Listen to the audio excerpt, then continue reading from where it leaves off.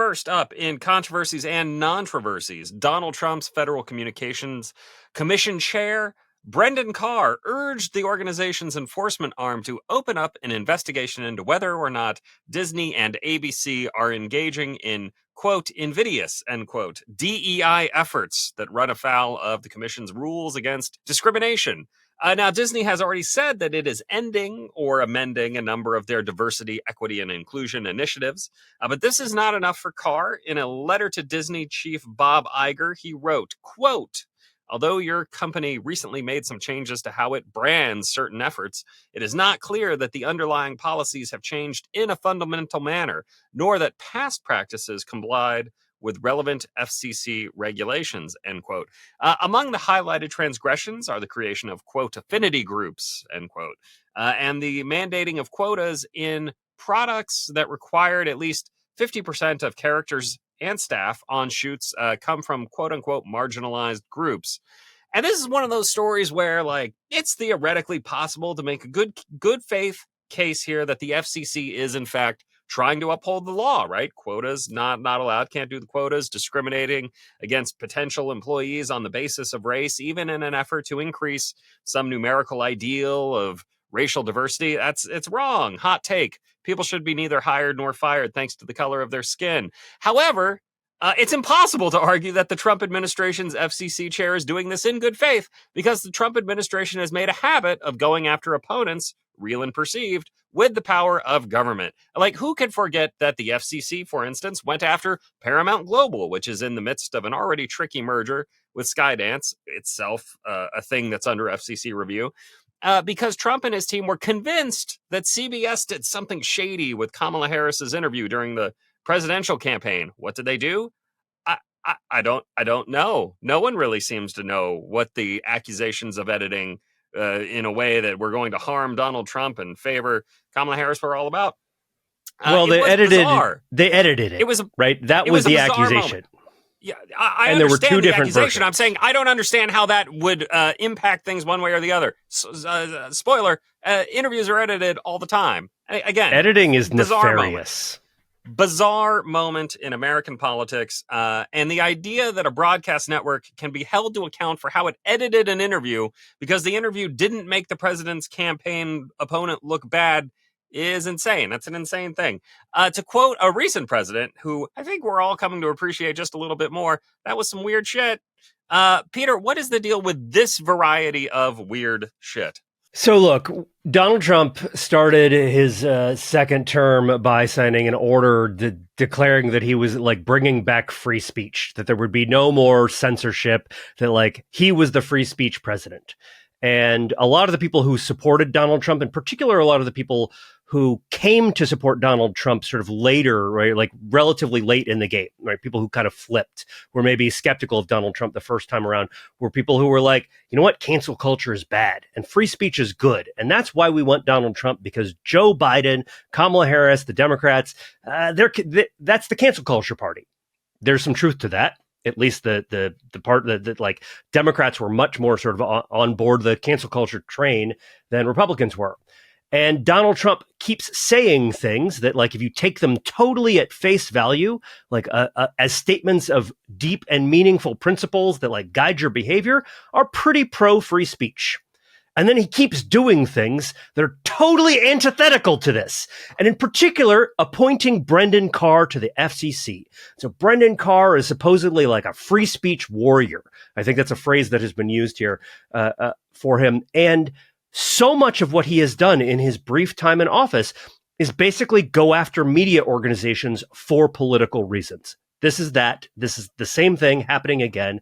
And it's just ridiculous. He went after NewsGuard, for example. He's not the only Republican to go after NewsGuard, but he went after NewsGuard, which is this news rating source that's like, here, we're going to give news organizations, media organizations, independent ratings for their reliability, accuracy, that sort of thing, right?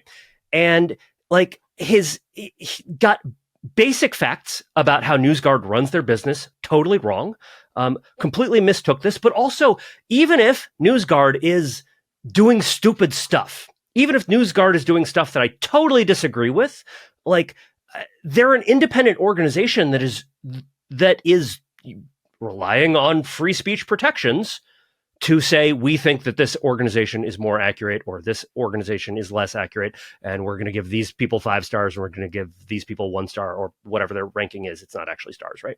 But this is just a consistent thing that you see with Donald Trump, where he and his people say, we're totally pro free speech. And they say a bunch of the right words in the right order, and then they don't turn out to be statements of principle at all, because anytime it comes down to discussion of Donald Trump, discussion of stuff that Donald Trump cares about, discussion of things like DEI, right? You see that they are trying to suppress private organizations and individuals from engaging in protected speech and in protected expression.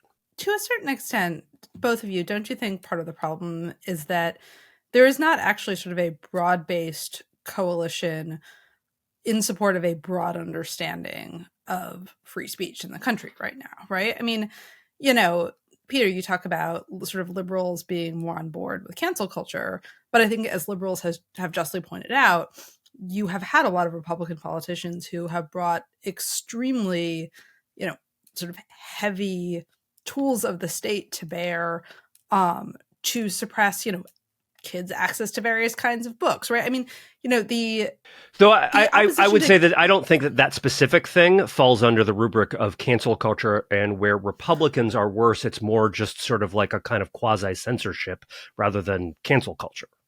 Sure. Yeah. I mean, I think that, sort of cancel culture is sort of an aspect of our free speech debates, right? Like, it's not actually fully constitutive of a conversation about whether there is sort of the ability to have a wide-ranging public conversation about a lot of issues, but also, whether people have consistent access to different kinds of material, whether you can be deported for writing an op-ed in a tough student newspaper. I mean, free speech includes a lot of different kinds of speech. It includes a lot of different kinds of access to information.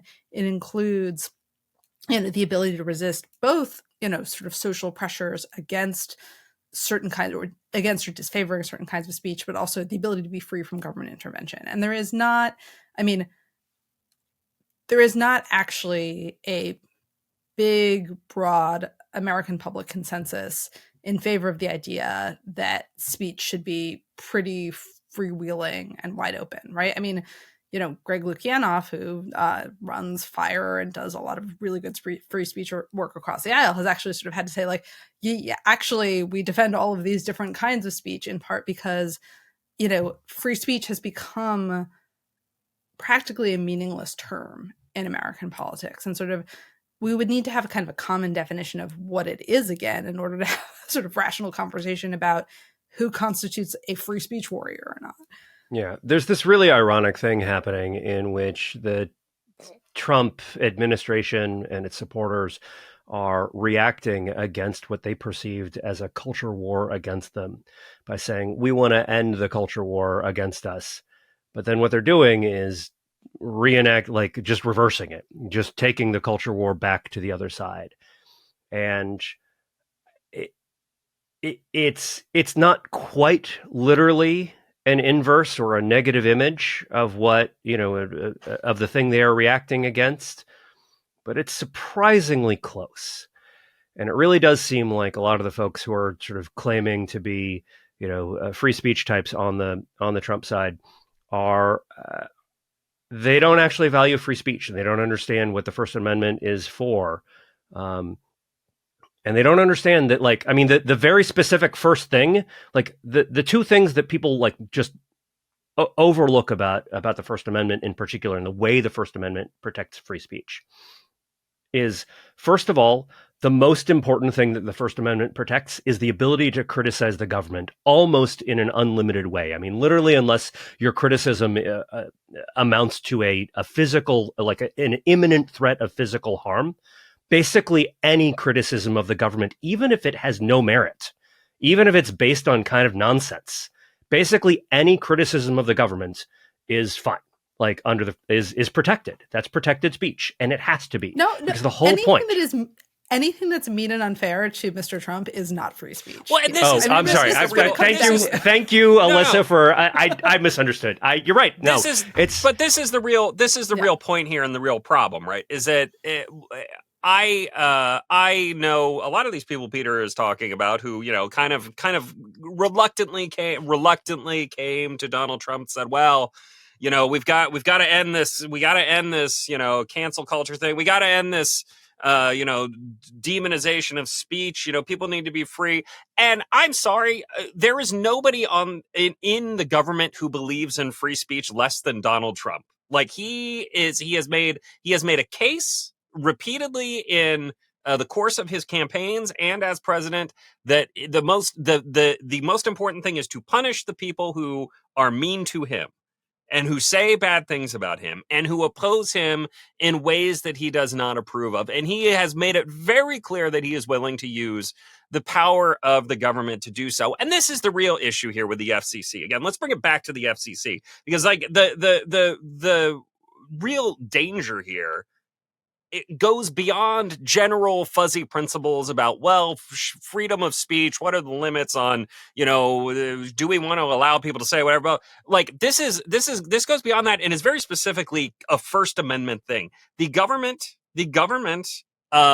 using the powers that they have to punish organizations for speech that the president does not like, even if it is gussied up in this, well, they're actually going after discrimination. It's about the DEI discrimination. That's what they're doing here, is insane and wrong, and has to it has to stop. People have to speak out about it in a uniform and principled way that I have frankly only seen from FIRE, the Foundation for Individual Rights and Education, or whatever their new acronym is.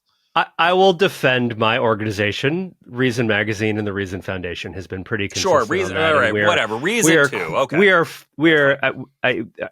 are quite aligned with our friends at FIRE.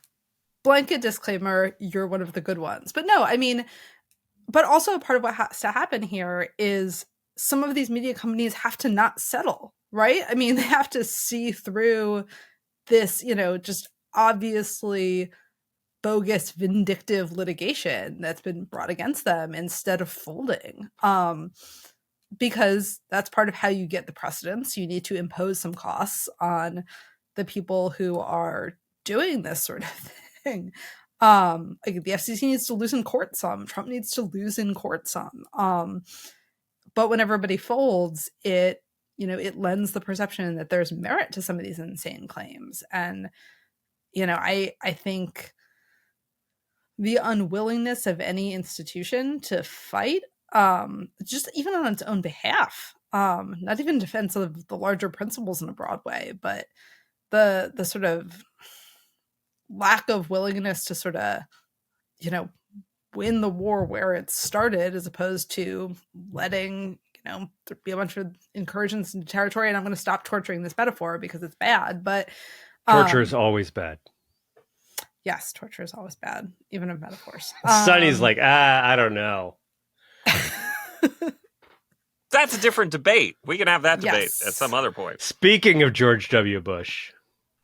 Yes. Always coming around full circle. But no, I think that, look, there needs to be some sort of corporate self-defense here because, I think if we all think back to sort of the FCC of our youth, right? It was like, those debates about decency feel sort of laughable now, right? Like, Eminem was absolutely correct that like the FCC was not ultimately going to have a lot of power over him because he was too popular, right? Like, sort of decency violations weren't really going to get anywhere. But when the turn has come to shutting down sort of institutions, and the issue is not, did Justin Timberlake rip off part of Janet Jackson's bra, but like, can companies operate in an independent way?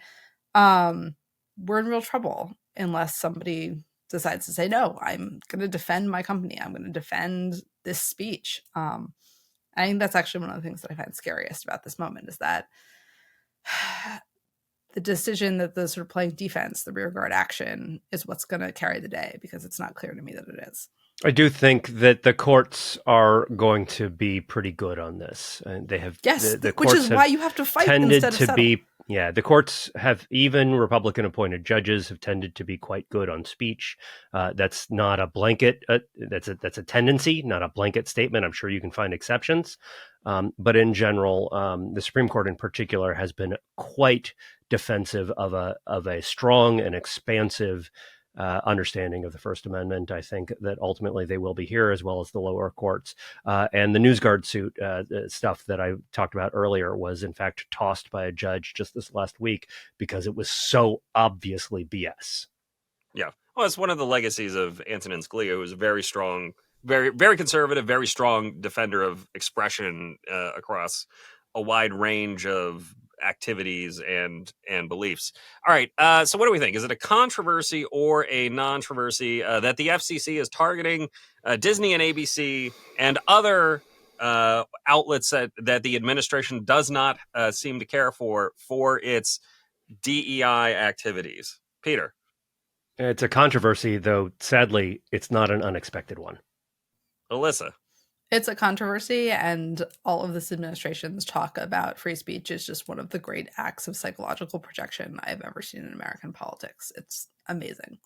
It's very clearly a controversy, and I want to end this with a quote from Ari Cohn at FIRE, the Foundation for Individual Rights and Expression, who kind of sums it up perfectly here. Quote: "The threat is, if you say things that I don't like or that I think will anger the President of the United States who appointed me, then I'm going to exercise whatever rights that I have as FCC chair and wield the power of this agency to hassle you in other ways."